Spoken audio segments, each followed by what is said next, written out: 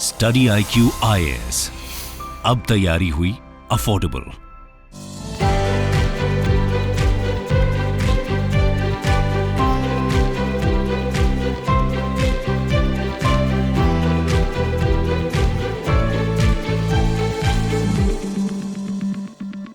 नमस्कार, मुद्दे की बात प्रोग्राम में आपका स्वागत है। मैं हूं अमृत उपाध्याय और आज इस कार्यक्रम में हम बात करने वाले हैं चीन और ताइवान के बीच जो इतना लंबा विवाद है उसकी टाइमलाइन क्या है।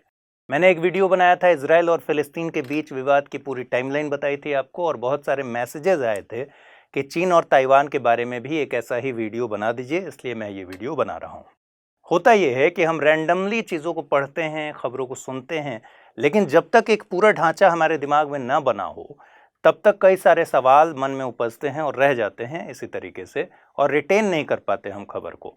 तो जब आप एक स्ट्रक्चर में टाइमलाइन को समझ लीजिएगा, मुझे पूरी उम्मीद है कि आप जो रैंडम खबरें आ रही हैं इस समय चीन और ताइवान को लेकर, उन खबरों को उसमें अडॉप्ट कर पाइएगा, समझ पाइएगा, रिटेन कर पाइएगा।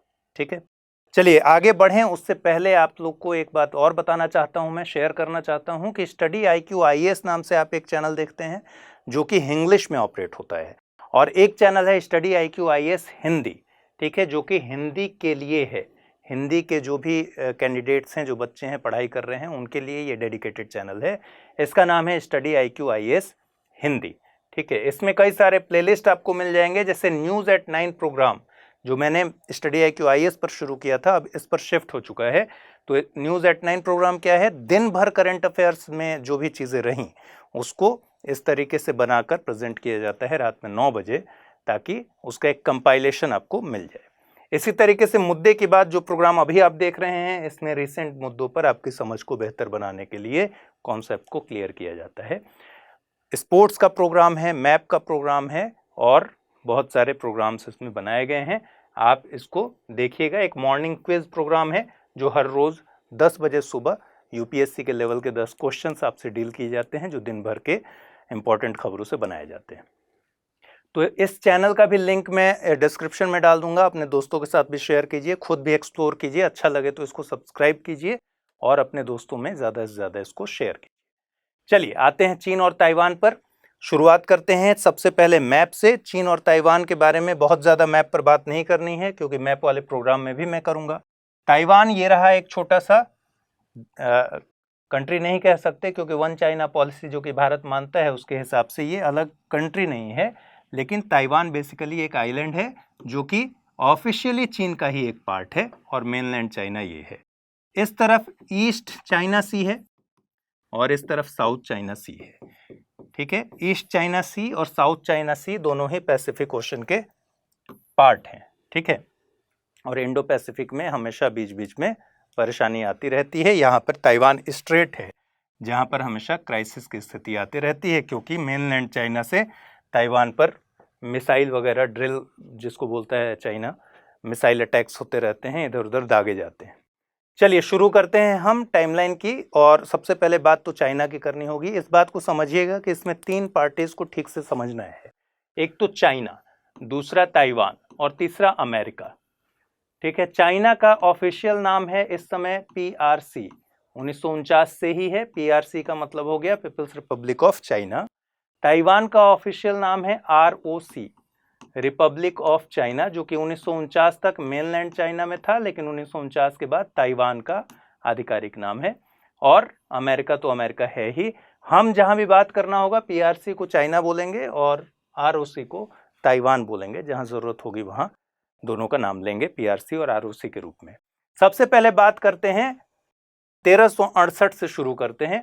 1368 से 1644 तक मेनलैंड चाइना में मिंग राजवंश का शासन था, और अलग से ताइवान नाम की कोई चीज़ उस समय नहीं थी। चीज़ यही थी बस कि ताइवान एक आइलैंड था और उस पर लोग आते जाते रहते थे। मिंग राजवंश से भी कई लोग आते जाते रहते थे। उस पर चीन का कोई अधिकार नहीं था, मेनलैंड का कोई अधिकार नहीं था। 1644 से 1911 तक यहाँ किंग राजवंश का शासन आया। और राजवंश का शासन का मतलब क्या हुआ कि एक साथ पूरे देश में कब्जा नहीं होता था, अलग अलग जगहों पर शासन चलता था, लेकिन मेजॉरिटी में किंग राजवंश चीन के मेनलैंड पर शासन कर रहा था। और ये मंचू आक्रमणकारी थे जिन्होंने किंग राजवंश की स्थापना की थी। ठीक है, तो किंग राजवंश के समय में 1683 में ताइवान के पश्चिमी और उत्तरी इलाकों पर किंग राजवंश के लोगों ने कब्जा कर लिया। पश्चिमी और उत्तरी का मतलब क्या हुआ है, तो पूरा कोस्ट ही, ये वाला पश्चिमी हो गया और ये वाला उत्तरी हो गया। तो इस इलाके पर किंग राजवंश ने 1683 में अपना कब्जा किया। लेकिन पूरा प्रोविंस घोषित किया गया ताइवान को कब, 1885 में जाकर।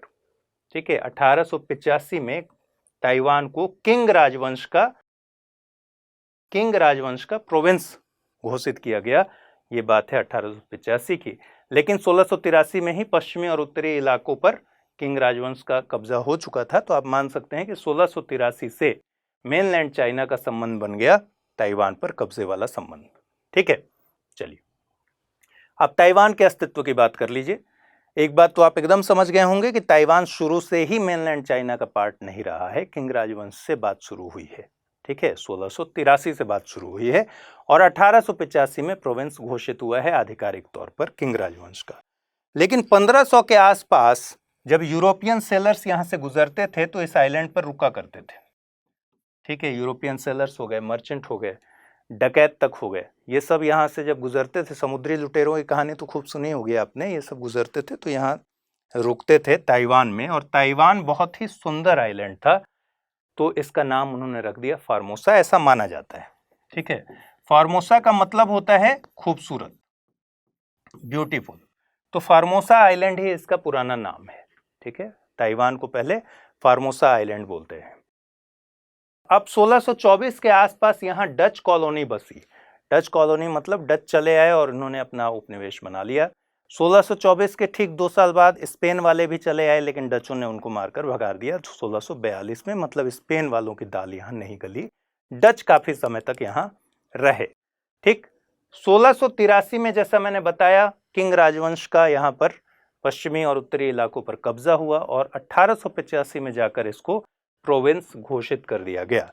किसका, किंग राजवंश का। यानी 1885 में आकर फाइनली ताइवान जो है मेनलैंड चाइना का एक प्रोविंस हो गया। ठीक है, यहां तक आपकी बात एकदम क्लियर हो गई होगी। चलिए, 1885 से मात्र 10 साल किंग राजवंश ठीक से वहां पर सांस ले सका ताइवान में। 1895 में पहला सिनो जापान वॉर हुआ। पहला सिनो जापान वॉर का मतलब, सिनो का मतलब यहाँ है चीन। ठीक है, तो पहला चीन जापान वॉर कब होता है, 1894 से 95। और 1895 में एक संधि होती है, शिमोनोसेकी की संधि। शिमोनोसेकी जापान का एक शहर है और इस संधि के तहत तय होता है कि जापान का ताइवान पर कब्जा हो गया है। क्यों ऐसा हुआ, क्योंकि पहले सिनो जापान में जापान जीत गया, विक्ट्री हुई। तो जापान के जीतने के साथ एक संधि हुई और शिमोनोसेकी की संधि के जरिए 1895 में, यानी 10 ही साल बाद जब प्रोविंस घोषित हुआ था, 10 ही साल बाद ये स्थिति हो गई कि ताइवान मेनलैंड चाइना के हाथ से चला गया और जापान की कॉलोनी बन गई। अब ये जापान की कॉलोनी बेसिकली अगले 50 सालों तक रही, यानी 1945 तक। ठीक है, 1945 तक जापान की कॉलोनी के रूप में, उपनिवेश के रूप में ताइवान रहा। और ये उस समय का मैप है, जापान का एक्सपेंशन इस तरीके का था जिसमें फार्मोसा आइलैंड भी आता था। चलिए, अब 1945 तक तो उपनिवेश जापान का ही हो गया ताइवान। तो सीधे आते हैं 1911 में। किंग राजवंश बना हुआ है चीन में। 1911 के आसपास चीनी क्रांति होती है और चीनी क्रांति के बाद सन यात सेन, जिनको कहते हैं modern father of modern China, ठीक है, फादर ऑफ मॉडर्न चाइना सन यात सेन ये हैं। इनका बहुत बड़ा रोल है आधुनिक चीन को बनाने में। किंग राजवंश को इन्होंने उखाड़ फेंका और 1912 में आरओसी की स्थापना हो गई, रिपब्लिक ऑफ चाइना। ठीक है, 1912 से ही रिपब्लिक ऑफ चाइना नाम आता है, जिसका योगदान किसका है, सन यात सेन का। और सन यात सेन की पार्टी का नाम क्या था, एक नेशनलिस्ट पार्टी थी, यानी राष्ट्रवादी पार्टी। और इस नेशनलिस्ट पार्टी का नाम था KMT, यानी कुओमिंतांग। ठीक, कुओमिंतांग पार्टी का शासन हो गया 1912 में। आरओसी की स्थापना हो गई 1912 में। ये कुओमिंतांग पार्टी जो है बेसिकली ज्यादा देर तक सन यात सेन खुद लीड नहीं कर पाए। 1913 में ही इनके जो आरओसी के जो मिलिट्री कमांडर था युआन शिकाई, इसके फेवर में इन्हें स्टेप डाउन होना पड़ा, यानी 1913 में ही इनको सत्ता से हाथ गंवाना पड़ा। फिर जाकर 1919 में ये फिर से सत्ता में आए, लेकिन ये बहुत छोटे छोटे माइन्यूट चीज़ों में नहीं जाएंगे। 1921 पर सीधे आते हैं, जब एक बहुत ही महत्वपूर्ण घटना हुई। सन यात्सेन बहुत परेशान थे, अपने अंदर एकीकरण की कोशिश कर रहे थे, पार्टी को स्थिर करने की कोशिश कर रहे थे, वो मैनेजमेंट शायद हो नहीं पा रहा था। और उधर 1917 में रशियन क्रांति होती है, ठीक है, रशिया में क्रांति होती है। जो 1917 का रूसी क्रांति हुआ, इसके बाद माना जाता है कि 1921 में सन यात्सेन ने रशिया से जो एक कम्युनिस्ट इंटरनेशनल नाम की संस्था थी, जो कि लेनिन की बनाई हुई संस्था थी, उससे लोगों को बुलाया और कहा कि मेरी पार्टी को भी थोड़ा सा रिस्ट्रक्चर करो। और 1921 में इन्हीं सब कोशिशों का नतीजा हुआ कि चाइनीज कम्युनिस्ट पार्टी का उद्भव हो गया चाइना में, सीपीसी। इसके बहुत ही महत्वपूर्ण नेता हुए माओ त्से तुंग, माओ जेदांग जिसको बोलते हैं, ठीक है।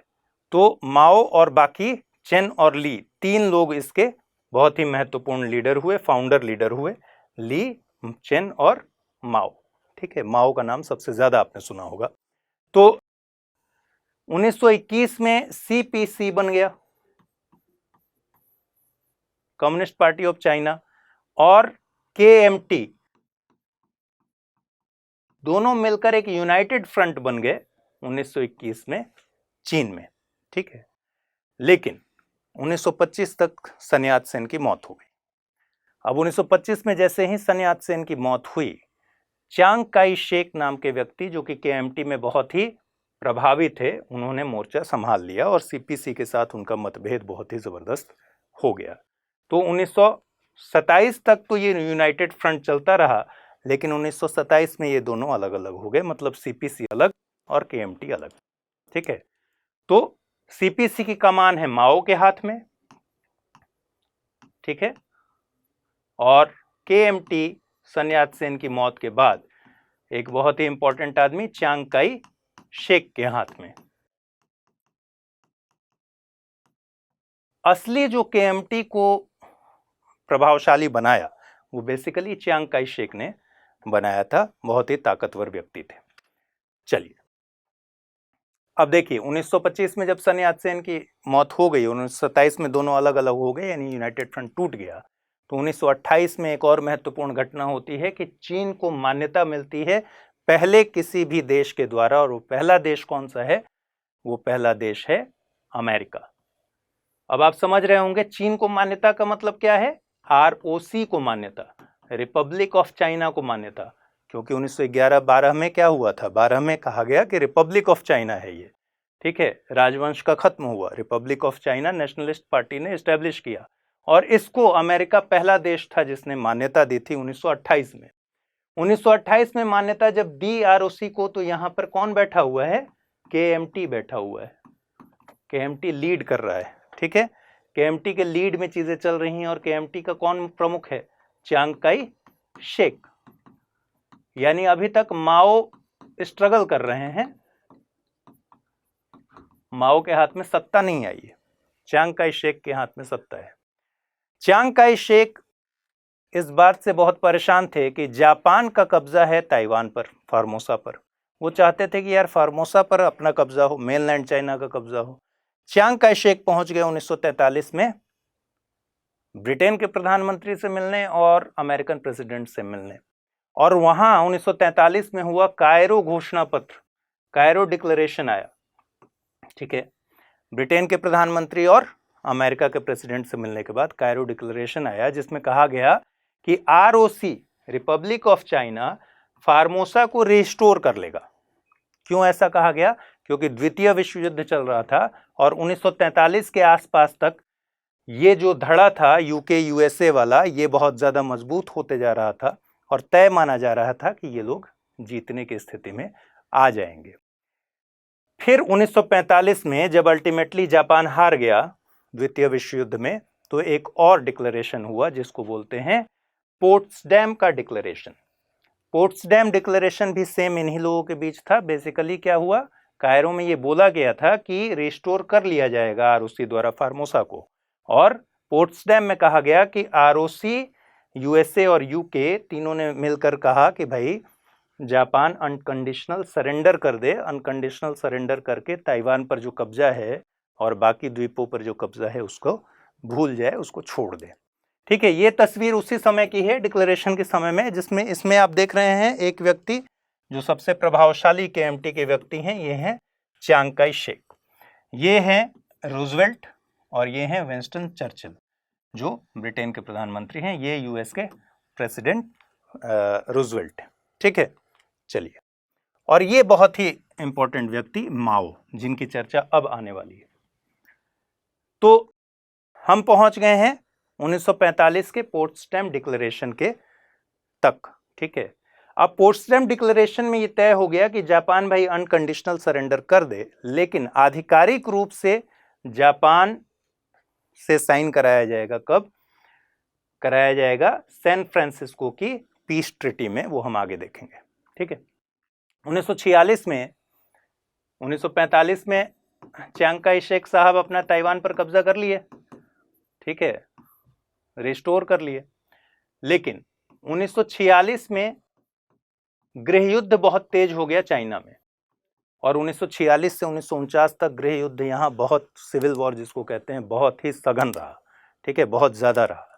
बेसिकली 1927 के बाद ही गृह युद्ध की स्थिति बन गई थी, और ये धीरे धीरे गृह युद्ध चलता रहा, सिविल वॉर चलता रहा। लेकिन 46 से 49 के बीच में ये सबसे ज़्यादा तेज हुआ, सबसे ज़्यादा सघन रहा। गृह युद्ध किसके किसके बीच में? कौन दो पार्टियां थी भाई? केएमटी और सीपीसी, मतलब एक तरफ कम्युनिस्ट पार्टी और एक तरफ नेशनलिस्ट पार्टी, कुओमिंतांग। ठीक है, 1949 में बेसिकली सीपीसी गृह युद्ध में विजयी हुई, और सीपीसी के जीतने के साथ ही माओ सत्ता के सबसे मजबूत आदमी बनकर आए और सत्ता पर उन्होंने कब्जा कर लिया। बेसिकली क्या हुआ? सीपीसी का कब्जा हो गया आरओसी पर, यानी कम्युनिस्ट पार्टी सरकार में आ गई, रिपब्लिक ऑफ चाइना, जो कि मेनलैंड चाइना है, ये ध्यान रखिएगा। केएमटी अब क्या करे? चियांग काई शेक साहब क्या करें? उनके पास एक ही विकल्प बचा था।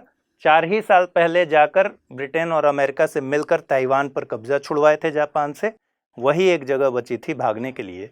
तो भागकर जल्दी से ताइवान पहुंचे अपने बहुत सारे समर्थकों के साथ, और कहा जाता है कि उस समय चीन की अपनी नौसेना की हैसियत इतनी ज़्यादा नहीं थी, वरना माओ उसी समय निपटा देते केएमटी को, मतलब चियांग काई शेक को, लेकिन वहाँ तक पहुँच नहीं पाए। ठीक है, तो सरवाइव कर गए। केएमटी ताइवान रवाना हुआ, केएमटी ताइवान में सरवाइव करने लगा।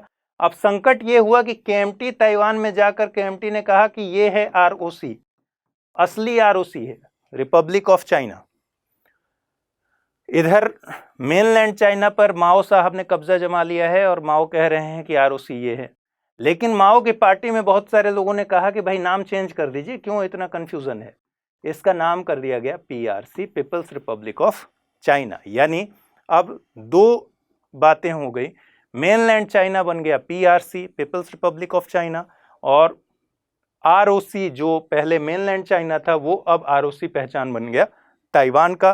ताइवान में शासन रहा केएमटी का, और यहां शासन कम्युनिस्ट पार्टी का, एक दलीय पार्टी का हो गया। ठीक है, चलिए, इस बीच में एक और घटना हुई ताइवान से संबंधित। उस घटना को कहते हैं 228 नरसंहार की घटना। ठीक है, अब ये 228 नरसंहार की घटना क्या है? बेसिकली 28 फरवरी का दिन था। ठीक है, 1947 की बात है। ठीक, इस समय 1947 की बात है, तो बेसिकली ताइवान पर किसका कब्जा था? केएमटी का। और मेनलैंड चाइना पर किसका कब्जा था? केएमटी का। दोनों जगह केएमटी था, क्योंकि 1949 में जाकर माओ ने मेनलैंड चाइना पर अपना कब्जा जमाया। ठीक है, तो हुआ ये कि वहाँ ताइवान में टोबैको बेचने पर पाबंदी थी, टोबैको खरीदने पर भी पाबंदी थी, बेचने पर भी पाबंदी थी। एक विडो महिला टोबैको बेचते हुए पकड़ा गई, और जब पकड़ी गई तो फिर वहाँ के जो टोबैको ब्यूरो के मेंबर्स थे, उन लोगों ने उनके साथ पिटाई कर दी। पिटाई के विरोध में बहुत सारे लोग जमा हो गए। बहुत सारे जब लोग जमा हुए तो इसी तनातनी में इधर से फायरिंग हुई, अधिकारियों की तरफ से फायरिंग करवा दी गई, और एक व्यक्ति की मौत हो गई। ये विवाद भड़क उठा। इतना भड़का कि अगले कुछ दिनों में हजारों लाखों लोग रोड पर आ गए। एक मार्च निकाला गया, टोबैको ब्यूरो था उसकी तरफ, और उस मार्च में जाते हुए उस ब्यूरो को लोगों ने घेर लिया। ये तस्वीर उसी की है।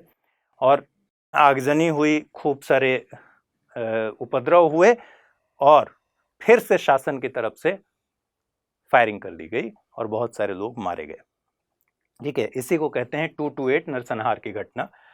और इस पूरे दौर के बाद 38 सालों के लिए वहां मार्शल लॉ लग गया, यानी ताइवान 1987 तक।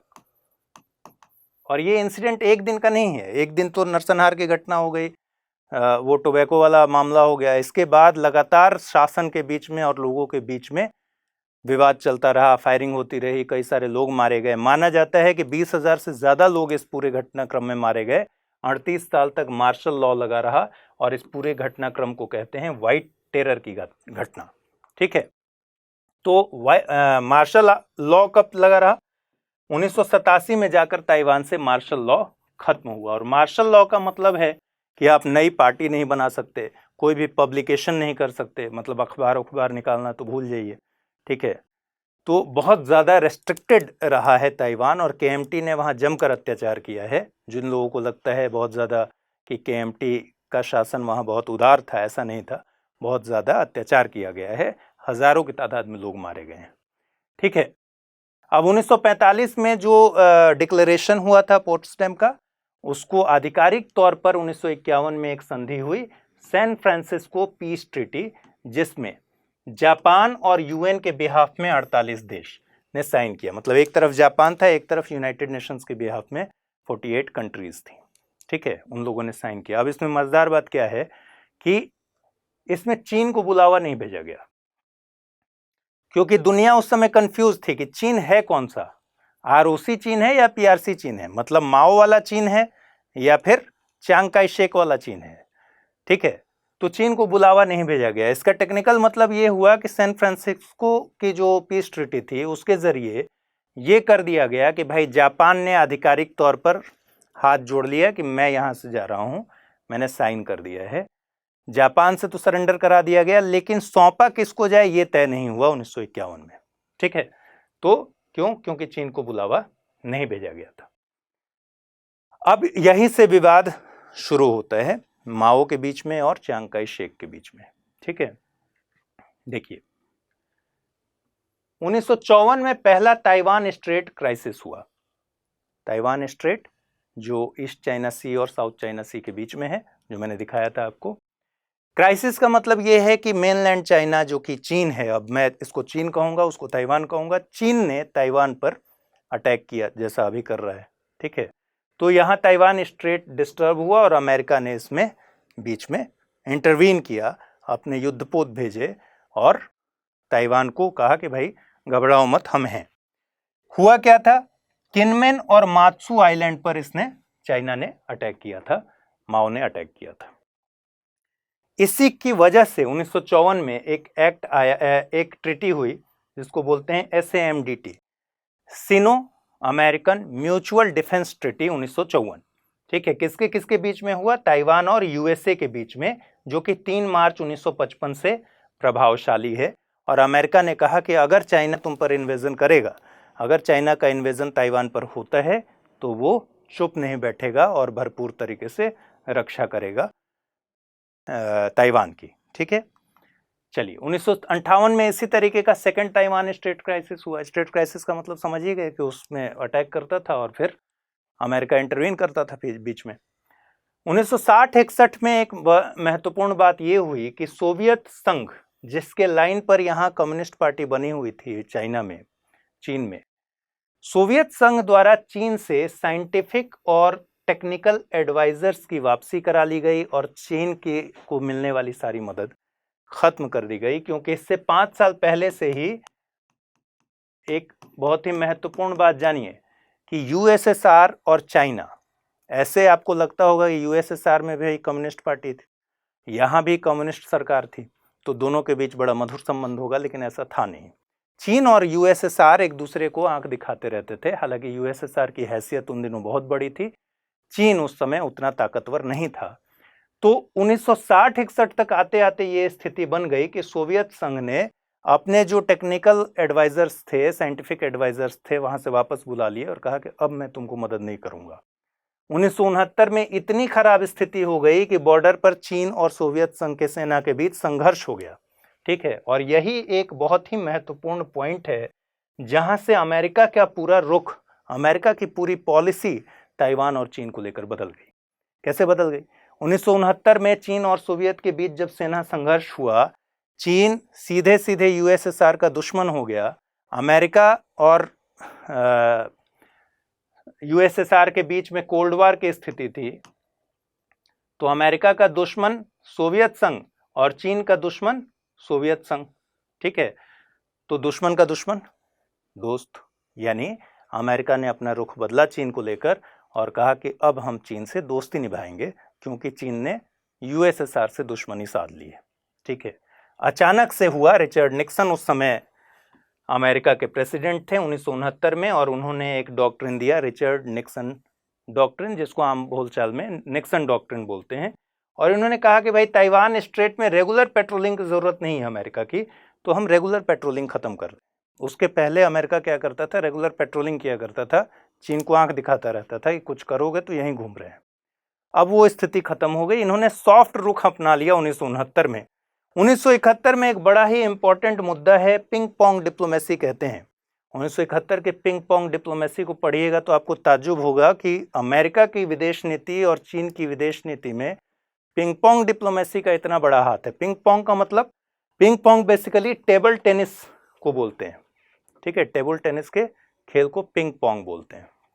तो क्या हुआ कि 1971 में जापान में नगोया में एक वर्ल्ड टेबल टेनिस चैंपियनशिप चल रहा था। इस चैंपियनशिप के दौरान यूएस का एक खिलाड़ी चाइना वाले खिलाड़ियों की बस में सवार हो गया और उतने देर की राइड उसने ले ली। अब इस राइड का असर यह हुआ कि अचानक से चीन ने यूएसए की टीम को अपने यहां इनवाइट किया। ठीक है, और अमेरिकन सरकार ने मान भी लिया। जब यूएसए की टीम को चीन ने इनवाइट किया तो फिर उसका परिणाम यह हुआ, मजेदार बात है कि फिर यूएसए ने भी चीन वाले टीम को अपने यहां इनवाइट किया। अब अचानक से ऐसा रुख चेंज हुआ कि यूएन की सदस्यता चीन को मिल गई। चीन को मतलब मेनलैंड चीन को, माओ वाले चीन को, और आरओसी को विड्रॉ करना पड़ा। रिपब्लिक ऑफ चाइना यानी कि ताइवान को विड्रॉ करना पड़ा। इससे पहले की स्थिति क्या है? 1945 में जब संयुक्त राष्ट्र बना, 1945 से आरओसी, आपको पता है 1928 में किसको मान्यता दी थी अमेरिका ने? आरओसी को, रिपब्लिक ऑफ चाइना को। 1945 में जब द्वितीय विश्व युद्ध खत्म हुआ, यूएन बना, उस समय आरओसी का मतलब क्या था?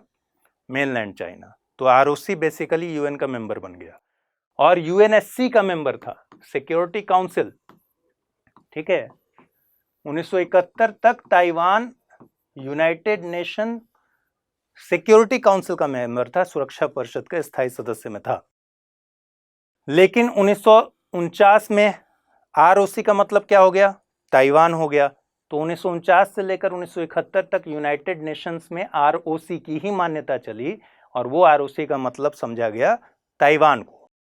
पिंग पोंग डिप्लोमेसी के बाद और रशिया और मतलब सोवियत संघ और चीन के बीच तनातनी के बाद अचानक से अमेरिका की डिप्लोमेसी चेंज हुई, अमेरिका की पॉलिसी चेंज हुई और 1971 में यूनाइटेड नेशंस में चीन की सदस्यता तय हो गई। यूनाइटेड नेशन सिक्योरिटी काउंसिल में चीन बैठ गया, ताइवान को बाहर कर दिया गया, ताइवान ने विड्रॉ कर लिया।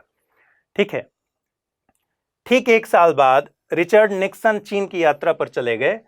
ठीक है, और शंघाई कम्युनिके यहां पर अनाउंस हुआ, तय हुआ कि भाई हम अब एक ही चाइना को मानेंगे और जो पीआरसी है, पीपल्स रिपब्लिक ऑफ चाइना, यही एकमात्र बॉडी है जिसको, एकमात्र देश है जिसको हम चाइना मानते हैं। ठीक है, मतलब पीआरसी से ही दुनिया भर के सभी रिलेशंस, ग्लोबल जो रिलेशंस हैं, दुनिया पीआरसी को मानेगी। चीन का मतलब पीआरसी हो गया। ये 1972 के रिचर्ड निक्सन की चीन यात्रा के बाद शंघाई कम्युनिके में तय हो गया। ठीक। 1974 निक्सन ने वाटरगेट स्कैंडल में निक्सन फंस गए और वाटरगेट स्कैंडल में निक्सन को देना पड़ा इस्तीफा। बेसिकली ये क्यों मैं बता रहा हूं कि 1971 में अमेरिका का रुख एकदम साफ है। अमेरिका के रुख की वजह से ही चीन को सदस्यता मिल गई यूएन की।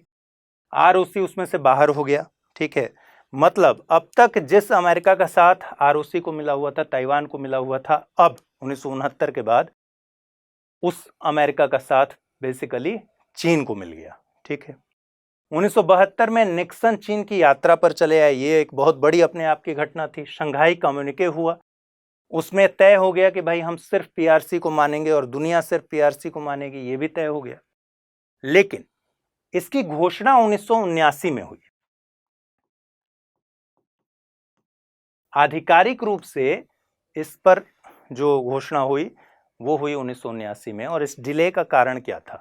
इस डिले का कारण समझिए कि निक्सन वाटरगेट स्कैंडल में फंस गए और माओ की तबीयत इधर खराब हो गई और माओ 1976 में ही चल बसे।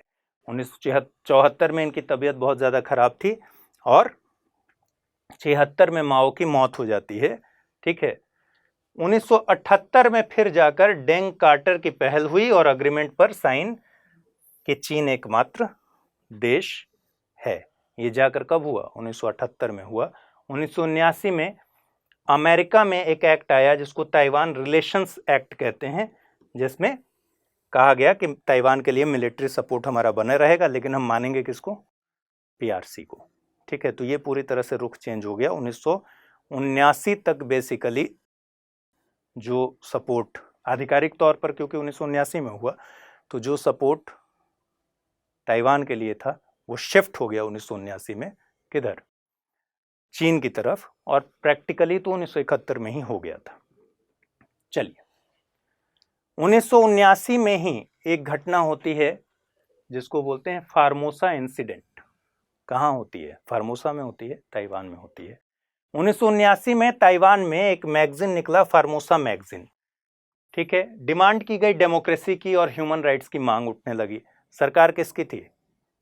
वही केएमटी की सरकार थी। तो केएमटी ने इसको दबाने के लिए पूरा जोर लगा दिया। 1979 में डेमोक्रेसी की मांग को लेकर, ह्यूमन राइट्स की मांग को लेकर जब शुरू हुआ मामला, उस समय यहाँ मार्शल लॉ चल रहा था और मार्शल लॉ में रेस्ट्रिक्शंस लगे हुए थे। न मैगजीन निकाल सकते थे, न नई पार्टी बना सकते थे। इसी से लीड लेकर 1986 में एक पार्टी पनपी जिसको बोलते हैं डीपीपी। और डीपीपी का नाम क्या है? Democratic progressive party. इसी डीपीपी की अभी सरकार है ताइवान में। ठीक है, तो इसका जन्म कब हुआ? 1986 में। क्यों हुआ? 1979 के फार्मोसा इंसिडेंट के बाद धीरे धीरे डीपीपी के बनने की पृष्ठभूमि बनने लगी और डेमोक्रेटिक प्रोग्रेसिव पार्टी की स्थापना हो जाती है 1986 में। 1987 में यहाँ से मार्शल लॉ खत्म हो जाता है, अपने मन से नहीं, इंटरनेशनल इंटरवीन जब होता है उसके बाद। ठीक है, कि 1987 में बहुत दबाव में आकर यहाँ से मार्शल लॉ खत्म किया जाता है। नई पॉलिटिकल पार्टी बनाने की छूट हो जाती है, इसके साथ ही और भी तमाम तरह के पब्लिकेशन करने की छूट हो जाती है, अखबार निकालने की छूट हो जाती है, ये सब होता है। यहाँ तक अमेरिका का संबंध चाइना से एकदम इतना सारा, आप समझ रहे हैं, अच्छा चल रहा है। चाइना अमेरिका एकदम भाई भाई चल रहे हैं।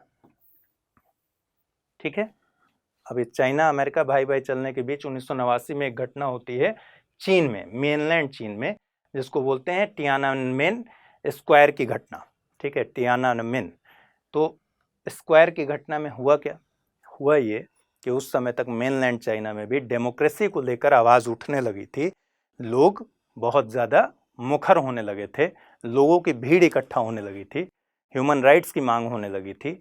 सीपीसी के भीतर के ही जनरल सेक्रेटरी रहे एक व्यक्ति हु, जिनका नाम था, उन्होंने बगावत कर दिया था जब उनको हटा दिया गया, टर्मिनेट कर दिया गया।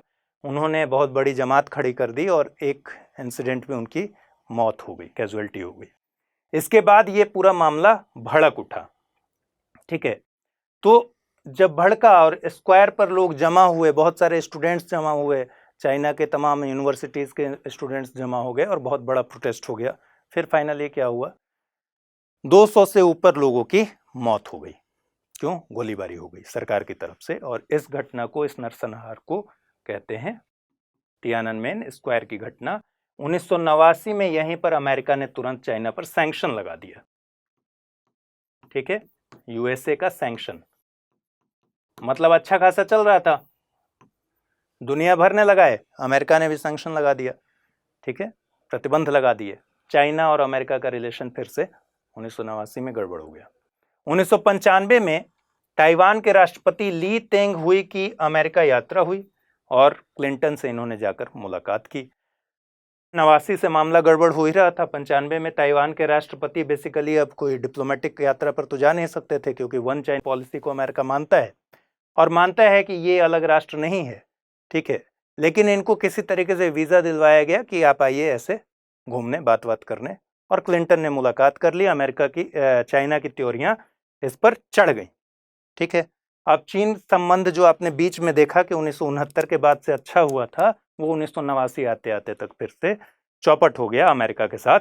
और 1996 में ताइवान में पहला प्रेसिडेंशियल इलेक्शन का आयोजन हुआ। तो पहला डायरेक्ट प्रेसिडेंशियल इलेक्शन कब होता है ताइवान में? 1996 में। ठीक है, और डेमोक्रेसी के लिए एक dedicated party, democratic progressive party की स्थापना कब होती है? 1986 में। इसका मतलब ये समझिए कि ताइवान में शुरू से डेमोक्रेसी नहीं थी। ठीक है, ये भी एक धीरे धीरे इवॉल्व हुआ। ठीक है, अब 1996 में जब पहला प्रेसिडेंशियल इलेक्शन का आयोजन हुआ, चाइना ने फिर हरकत की, फिर तनाव बढ़ा, फिर उसने अपने अटैक किए। ठीक है, मिसाइल दागे, जो भी करना था किया। 2000 में पहली बार ताइवान में सत्ता बदली, मतलब सत्ता से केएमटी बाय बाय हुआ। इस बीच ताइवान में खूब सुधारवादी आंदोलन चले, मांग हुई कि सुधार कीजिए, रिफॉर्म्स ले आइए केएमटी में। फाइनली 2000 में पहली बार डीपीपी की जीत हुई, डेमोक्रेटिक प्रोग्रेसिव पार्टी की जीत हुई और केएमटी का शासन खत्म हुआ। कब से चल रहा था? 1949 से लेकर अभी तक ताइवान में केएमटी का शासन चल रहा था। 2000 में जाकर फाइनली केएमटी सत्ता से बाहर हुई। 2002 में एक इंपॉर्टेंट घटना हुई कि ताइवान को WTO का मेंबर बनाया गया। अब आप सोच रहे होंगे कि जब वन चाइना पॉलिसी है, एक ही चाइना है, तो चीन भी मेंबर रहेगा, ताइवान भी मेंबर रहेगा। बेसिकली ये कहा गया कि ताइवान, हांगकांग और ये जो चीन है, इन सबको डिफरेंट इकोनॉमीज मानिए, ना कि डिफरेंट कंट्रीज। ठीक है, इस वजह से बहुत सारे एपेक में भी मेंबरशिप है ताइवान का और बाकी कई जगहों पर भी मेंबरशिप है। 2008 से 2016 में फिर से केएमटी की जीत हो गई।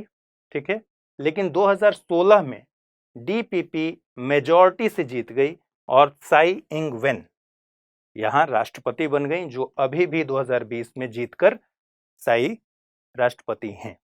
और डीपीपी ने अपने घोषणा पत्र में कहा था कि हम आज़ाद मुल्क हैं, स्वतंत्र राष्ट्र हैं, हम चीन के अंडर में चीन का अभिन्न अंग होना हरगिज स्वीकार नहीं करते हैं। इसलिए इतनी तनातनी अभी चल रही है, क्योंकि डीपीपी की सरकार जीती हुई है। ताइवान लगातार आंख दिखा रहा है, अमेरिका लगातार उसके लिए मदद के लिए आगे आ रहा है। और अभी के इक्वेशन पर, अभी के करंट सिचुएशन पर इस वीडियो में बात नहीं करते हैं। मुझे उम्मीद है कि इस पूरे टाइमलाइन को समझने के बाद आप अब जब खबरें पढ़ेंगे तो आप समझ पाएंगे कि उन खबरों को कहाँ प्लेस करना है, उनका रिटेंशन अच्छा होगा। उम्मीद है आपको इस वीडियो से अच्छी मदद मिलेगी अपनी तैयारी के लिए। फिलहाल इस वीडियो में इतना ही। मुद्दे की बात के किसी और एपिसोड में फिर आपसे मुलाकात होगी। ख्याल रखिए, ठीक से पढ़ाई कीजिए। नमस्कार। स्टडी IQ IAS, अब तैयारी हुई अफोर्डेबल।